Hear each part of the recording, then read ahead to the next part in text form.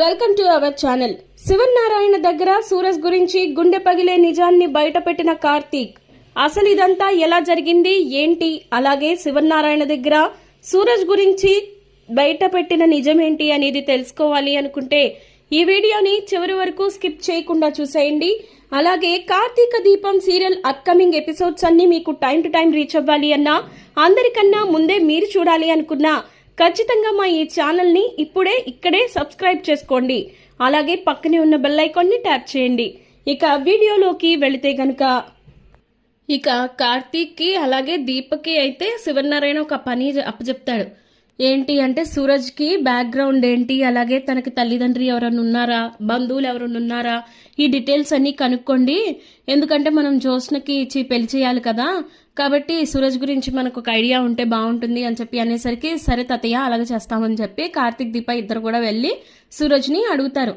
సూరజ్, నువ్వు ఎక్కడ చదువుకున్నావు, నువ్వు ఎక్కడ పుట్టావు, మీ అమ్మ నాన్న ఎవరు, నువ్వు ఎక్కడ ఫస్ట్ జాబ్ చేసావు, నీ ఫ్రెండ్స్ ఎవరైనా ఉన్నారా, మీ పేరెంట్స్ ఎక్కడున్నారు, సిబ్లింగ్స్ ఎవరైనా ఉన్నారా అని ఇలా ప్రతి డీటెయిలింగ్ అడుగుతూ ఉంటాడు కార్తీక్. అయితే అదేంటి బ్రదర్ కొత్తగా అడుగుతున్నావు, నేను ఆల్రెడీ మీ అందరికీ చెప్పే వచ్చాను కదా, నాకు అమ్మ నాన్న ఎవరూ లేరు, ఫ్రెండ్స్ కూడా లేరు, చిన్నప్పటి నుంచి అనాథలానే పెరిగాను, నేను అంతా కూడా గవర్నమెంట్ స్కూల్లోనే చదువుకున్నాను అని చెప్పేసి ఇంకా అలా మాట్లాడుతూ ఉంటాడు. అలా అనేసి వెళ్ళిపోతాడు సూరజ్. అయితే వెళ్ళిపోయేసరికి దీప బాధపడిద్ది. అయ్యో బావా, తనకి ఎవరూ లేరు, అనాథంట, చూసావుగా తన తండ్రి గురించి అడిగేసరికి తనకి ఎవరూ లేరు అనే విషయం గుర్తు తెచ్చుకొని బాధపడుతున్నట్టున్నాడు, అందుకే మొహం చూడు ఎలా పెట్టుకున్నాడో పాపం అని చెప్పేసి దీప బాధపడుతూ అంటది. అవును నిజమే, నేను అడిగి తప్పు చేయలేదులే దీప, ఎందుకంటే జ్యోత్స్నకిచ్చి పెళ్లి చేయాలి అంటే మరి మనం ఆ మాత్రం ఎంక్వైరీ చేసుకోవాలి కదా అని చెప్పి అంటాడు కార్తీక్. ఆ మాటకి దీప కూడా అవునులే బావా, నువ్వు చెప్పింది నిజమే, సరే ఏది ఏమైనా మనకి తాత అప్పచెప్పిన పని అయితే కంప్లీట్ అయింది, ఈ విషయం తాతయ్యకి చెప్దాం పదా అని చెప్పి దీప ఇంకా కార్తీక్లు ఇద్దరు కూడా ఇంకా దీప వెళ్ళిద్ది. శివనారాయణ దగ్గరికి వెళ్ళి తాత, మీరు చెప్పినట్లే మేము అడిగాము సూరజ్ని, తనకి పాపం తల్లిదండ్రి ఎవరు లేరంట, చిన్నప్పటి నుంచి అనాథాశ్రమంలో పెరిగాడంట, ఇక అక్కడే చదువుకున్నాడంట, ఆ తర్వాత ఉద్యోగం కోసం ఇలాగా వచ్చాడు, అంతేగాని తనకి ఫ్రెండ్స్ కానీ తల్లిదండ్రులు కానీ ఇలా ఎవరు లేరు, బంధువులు ఎవరు లేరు అని చెప్పి అనేసరికి శివనారాయణ కూడా కొంచెం డల్ అవుతాడు. అలాగే అయితే సరే అయితే ఏం లేదమ్మా, మన జ్యోత్స్నకి మరి ఒక ఫ్యామిలీ ఉండాలి అనుకుంటాం కదా, అయినా పర్వాలేదు, సూరజ్ లాంటి మంచివాడు దొరికితే మనకి అంతకుమించి ఇంకే ఉంటుంది, పాపం తనకి అనాథ అనే ఫీలింగ్ ఉండకుండా చేద్దాము, ఒక్కసారి జ్యోత్స్నని పెళ్లి చేసుకున్నాడు అనుకో మన ఫ్యామిలీ మెంబర్ అయిపోతాడు, అప్పుడు మన ఫ్యామిలీ తన ఫ్యామిలీ అవుతుంది కదా, అంతేకాదు ఇక తనకి ఫ్యామిలీ లేదన్న బాధ కూడా ఉండదు, ఇంకా మన ఫ్యామిలీ అంటే తనకి ఎంతో ఇష్టమని మన దగ్గర ఉండడం కూడా ఇష్టం అని చెప్పి సూరజ్ చాలా సందర్భాల్లో అన్నాడు కదా అని చెప్పేసి శివనారాయణ అంటూ ఉంటాడు.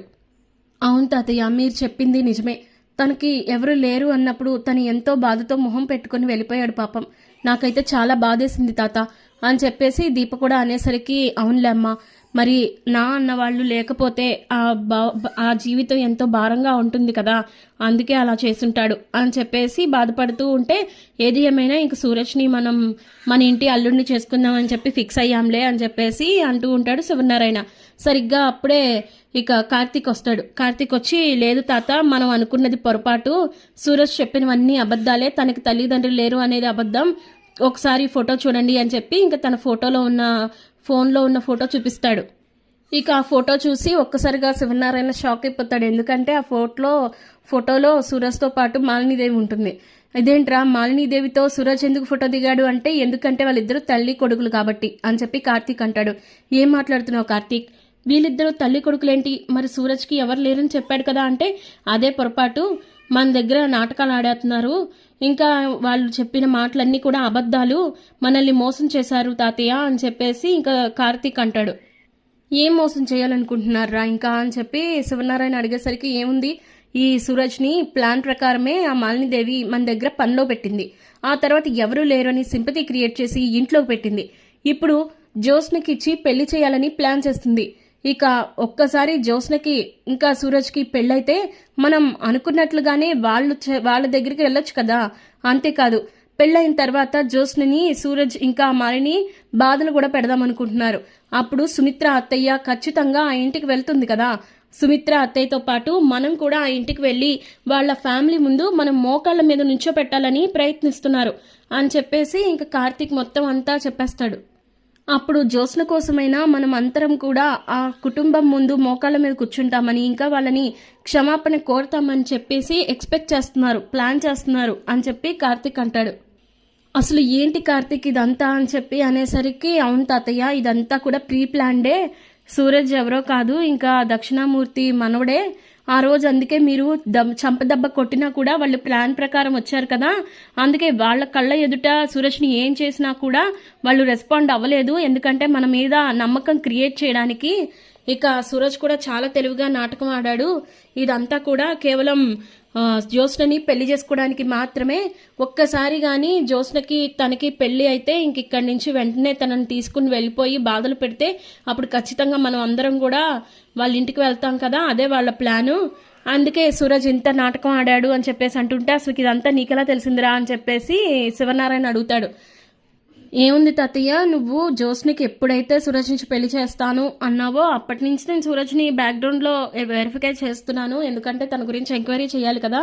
అలాగే ఈరోజు మేము అడిగినప్పుడు కూడా తన మనసులో ఒక బాధ ఉంది, అది ఏంటో తెలుసా, కేవలం తల్లిదండ్రులు లేరని చెప్పినందుకు బాధగా అనిపించింది నాకు.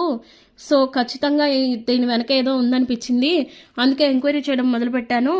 మొన్న ఒకసారి నా ఫ్రెండ్ని కలవడానికి పార్క్కి వెళ్తే అక్కడ వీళ్ళిద్దరు కనిపించారు, సూరజ్ ఇంకా మాలినీదేవి కనిపించి మాట్లాడుకున్నారు, కావాలంటే చూడు దానికి సంబంధించిన వీడియో అని చెప్పేసి చూపిస్తే ఇక అందులో కూడా ఉంటుంది మన పని ఎక్కడి దాకా వచ్చింది సూరజ్ అని. అంటే అయిపోతుందమ్మా, ఆల్రెడీ శివనారాయణ గారు నా గురించి ఆలోచించడం మొదలుపెట్టారు, నేను ఆ ఇంటికి అల్లుడిని అయితే ఖచ్చితంగా వాళ్ళ దగ్గరే ఉంటాను, వాళ్ళు చెప్పినట్టు విని ఉంటాను అనుకుంటున్నారు. ఒక్కసారి జ్యోత్స్నతో నా పెళ్ళైతే చాలు, ఖచ్చితంగా దాన్ని జుట్టు పట్టుకుని మరి లాక్కొస్తాను.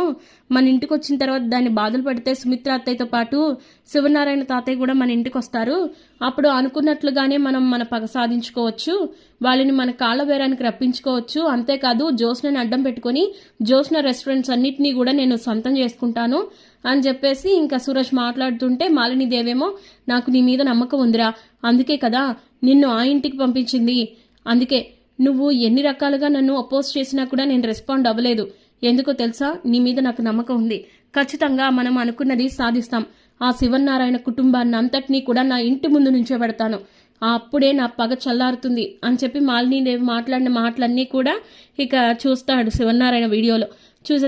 చూసి షాక్ అవుతాడు, అసలు వీళ్ళు ఇంత దుర్మార్గానికి ఒడిగడతారా, నా మనవరాల్ని వాళ్ళ ఇంటికి కోడల్ని చేసుకొని బాధలు పెడితే మేము ఆ ఇంటికి వెళ్ళిపోయి క్షమాపణ చెప్తారనుకుంటున్నారా, మంచి పని అయింది వీళ్ళ గురించి ముందే తెలిసింది, లేకపోతే ఈ సూరజ్ విషయంలో నేను మోసపోయాను అది ఇది అని చెప్పేసి ఇంకా శివనారాయణ అయితే ఆలోచిస్తూ ఉంటాడు.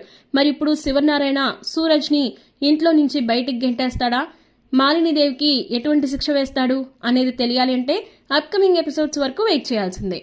అలాగే నెక్స్ట్ ఎపిసోడ్స్ అన్నీ అందరికన్నా ముందు మీరు చూడాలి అనుకుంటే ఇక వెంటనే మా ఈ ఛానల్ని ఇప్పుడే సబ్స్క్రైబ్ చేసుకోండి. అలాగే జ్యోత్స్న గురించి నిజస్వరూపం బయటపడాలి అనుకునే వాళ్ళు ఎస్ అని టైప్ చేసి కమెంట్లో